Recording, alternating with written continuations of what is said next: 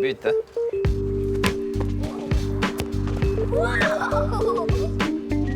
Ouais. Ouais, bravo. Donner ça, je pense qu'un triplé contre Bruges et un but contre Anderlecht, tu l'as bien mérité. Donc voilà, bravo. Merci. Et bonne chance pour la fin de ta saison. Merci beaucoup. Tu vas mettre ça dans ta chambre? Non, tu la veux, mais tu ne peux pas la soulever, Mimi. C'est trop lourd.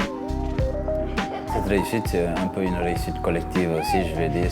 C'est la réussite de notre équipe parce que depuis le début de saison, on fait une bonne saison. Après, on va dire que ces playoffs, c'était très important parce que le club avait déjà joué des playoffs et c'était pas très bien passé. Donc cette année, on avait à cœur de bien participer, de montrer que ce qu'on a fait pendant la phase normale, qu'on pouvait essayer de le faire pendant ces playoffs. Après, on va dire que sur certains matchs comme celui de Bruges, où il y a un amalgame de tout, il y a de la réussite, il y a eu des belles phases collectives aussi. Et voilà, moi je l'attribue à tout le monde, je vais dire. Parle-nous un petit peu de ce match à Bruges. Tu marques 3 buts, sensationnel, tu es en état de grâce. Est-ce que c'est quelque chose par exemple, qu'on ressent avant match? Est-ce qu'on se dit, là, je sens que ça va bien se passer? Oui, c'est vrai que souvent ça arrive et que dès l'échauffement, tu te sens un peu pousser des ailes sur des conditions comme ça parce que voilà, on vient à Bruges et moi j'avais aussi une motivation extérieure, c'était l'anniversaire de mon fils et que voilà, je sais qu'il regarde à la télé, qu'il est hyper concentré sur ça.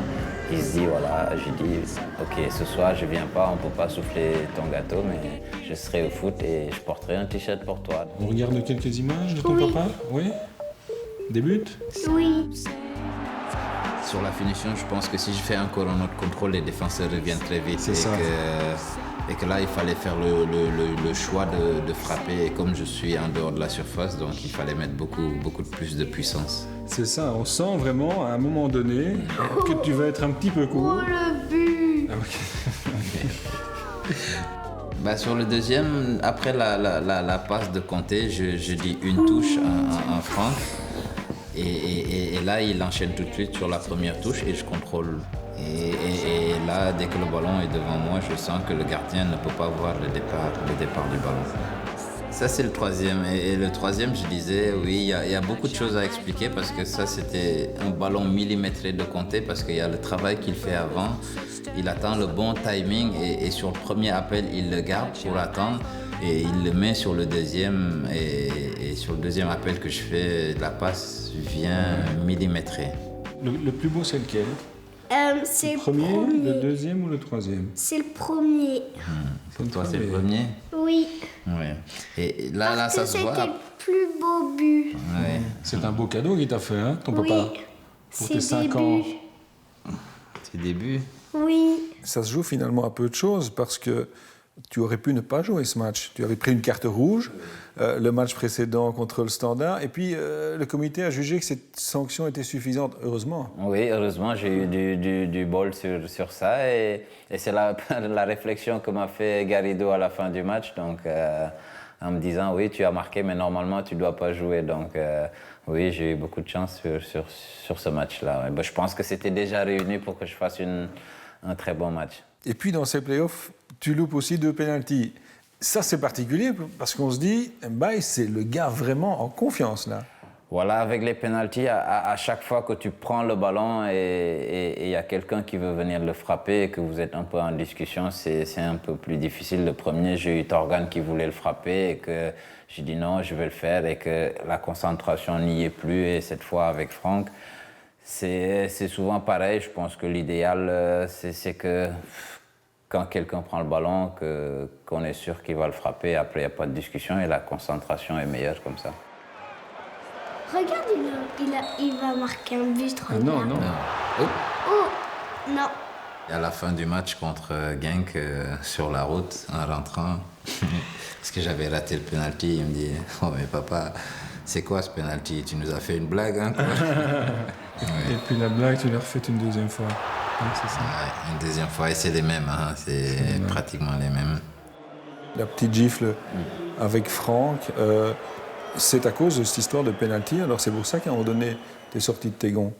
Oui, mais parce que c'est une situation où beaucoup de gens ne se sont pas aperçus de ce qui s'est passé. Et tout à l'heure, j'ai revu les images sur une chaîne qui montre exactement les images parce qu'au moment où je pose le ballon, Franck déplace le ballon, et alors que là, j'étais en concentration. Et c'est une explication, mais après, comme j'ai dit, il l'a fait, moi je l'ai fait, je me suis excusé parce que sur un terrain de foot, il y a certaines réactions qu'on ne peut pas avoir parce que c'est surtout, il y a beaucoup d'enfants qui sont dans le stade, il y a beaucoup de jeunes qui regardent et que nous, on doit donner un meilleur exemple que ce que moi j'ai fait et je suis le premier à concevoir que ça ne se fait pas sur un terrain de foot. Directement avec une réaction à chaud. C'est pas à chaud. C'est à froid. L'année prochaine, à Zultoa Game, il y aura seulement Mbaye ou Franck Berry. Il n'y aura pas les deux. Attends. Viens. Ok. Qu'est-ce qui te passe par la tête à ce moment-là?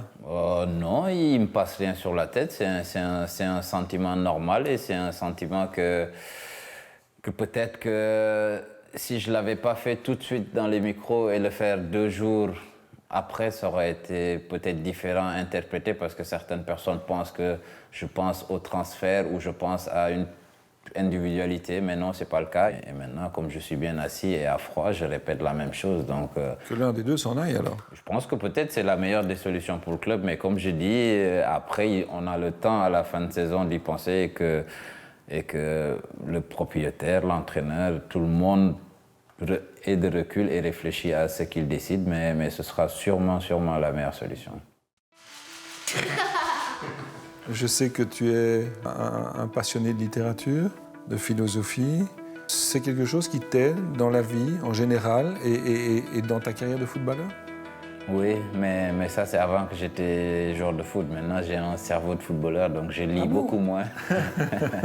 et j'oublie même les philosophes. Non, mais peut-être c'est le fait d'avoir fait des études ou quelque chose comme ça permet d'avoir un peu de recul aussi dans ce qu'on fait. Et voilà, ça permet de savoir qu'il n'y a pas que le foot, que dans la vie, il y a d'autres choses, il y a la famille, il y a les gens normaux, entre parenthèses, et qu'il y a le respect à avoir par rapport à tous ces gens et il faut les considérer et il ne faut pas se prendre pour quelqu'un d'autre. Ouais. Qui a gagné? C'est moi. Félicitations. 3-0? Oui, non, Combien? 1-3. 1-3. Ok, félicitations et bonne continuation.